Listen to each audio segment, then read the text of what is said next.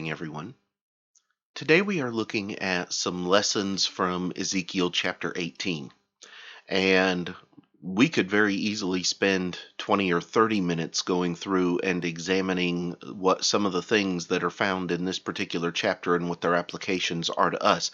We're not going to do that this morning, but it wouldn't be hard for us to do with this particular chapter. In Ezekiel chapter 18, God is talking to the children of Israel about the fairness of his judgment against men. And I want us to begin with the proverb that the Israelites have made up concerning their relationship with God and concerning the fairness of God. When you go to Ezekiel chapter 18 and in verse 2, he says, "What do you mean when you use this proverb concerning the land of Israel, saying, 'The fathers have eaten sour grapes, and the children's teeth are set on edge'?" The proverb that they have put together is this idea that the fathers did something and now the children are reaping the consequences. The fathers ate sour grapes, but it's the children's teeth that are set on edge. In other words, God is punishing this generation for what previous generations have done. And therefore they're being punished for things that aren't actually their fault, and what it is that they are going through with this time in captivity and with all of the hardships that go along with it are truly unfair, that God is unrighteous. God is going to spend the remainder of the chapter disproving that particular point. And so as he begins, he says, "All souls are mine," verse number 4, "the soul of the Father as well as the soul of the Son, and the soul who sins shall die." He's then going to give three different examples of a father, a son, and a grandson. The father is going to do what is wicked, the son is going to do what is righteous, and the grandson is going to or rather, the father's going to do what's good, the son is going to do what is wicked, and the grandson does what is righteous. And then he comes back, and beginning in verse 19 is where I want to hone in today and look at the things that he says here. Because he says, "Yet you say, why should the son not bear the guilt of the father? Because the son has done what is lawful and right, and has kept all my statutes and observed them, he shall surely live." The mentality of mankind is the mentality that says, I'm going to punish somebody else for what others have done. You know, we have a lot of people today who want others to be punished for things that their forefathers have done, for things that have been done generations previously, as though somehow they are at fault for the actions of their predecessors. And yet, that's just simply not the way God works. God does not hold man accountable for what his ancestors did. As a matter of fact, he says, "The soul who sins shall die.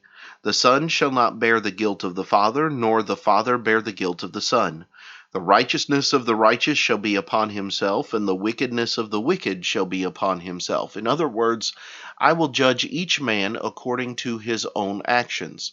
Now, we have to be careful here, because if we're not careful, we wind up saying that there is absolutely no relationship between the actions of one generation and the actions of another generation, and that simply is not true.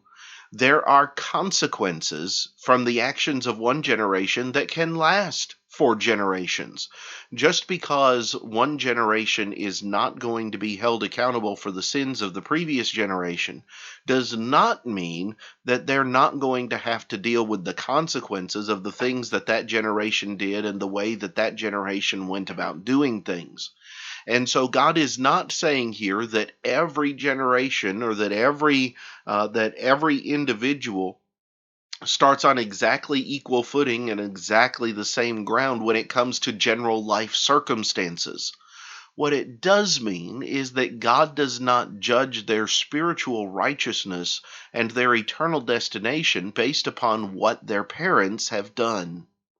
God instead judges based upon what it is that you do and the choices that you make, not based on your parents, not based on your children, not based upon your government.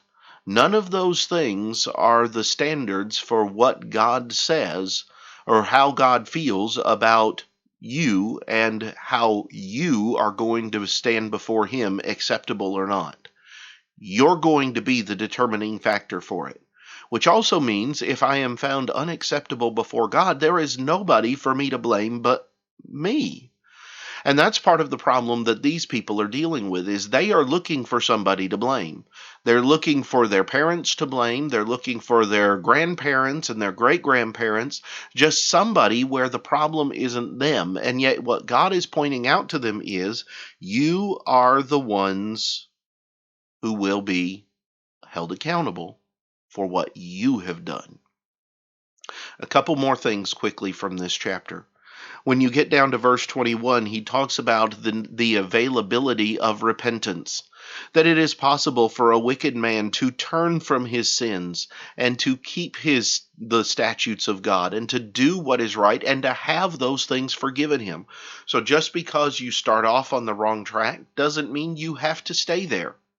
By the same token, he's going to go on to say in verse 24 that it is possible for a righteous man who starts out doing what is right, who starts out living a righteous life, to turn it around and to instead turn to a life of sin and iniquity, and God is going to hold him accountable for that as well. Once an individual starts down the path of salvation, it doesn't mean they can do whatever they want to and God's not going to care, or God is just going to cover it up. No. When a righteous man begins doing unrighteousness, he will be judged for his unrighteousness, and he is going to be held accountable for his sins. And yet the people of Israel have said, God is not fair. Now, we are all acquainted with the idea that life isn't fair, that things don't always come just because we want them to, or that we don't always get what we deserve. And most of the time, we should be thankful we don't always get what we deserve, because what we deserve is generally far worse than what we have. But that being said, God is fair when it comes to his judgment, because he's not going to judge you by anybody else. He is going to judge you by you, by the things that you have done, by the choices that you have made, and whether or not you have been righteous. Doesn't matter what everybody else has done. Doesn't matter what everybody else has said. Doesn't matter what everybody else thinks. What matters is, have you done what God has told you to do and what God has commanded for us to be his people? That's the principle of Ezekiel chapter 18. The reason why Israel is in captivity is not because of all of the things their forefathers have done, and their forefathers did some terrible things. It is because God sent message after message after message. That's the time of Jeremiah, to the people of Judah about what they needed to do, how they needed to do it, and why they needed to do it. And the people of Judah refused. God says, you're not being punished for what anybody else has done. You're being punished for your actions. That's Ezekiel chapter 18. Tomorrow, Lord willing, we will come back and we will examine Ezekiel chapter 19. But until then, I hope you have a great day.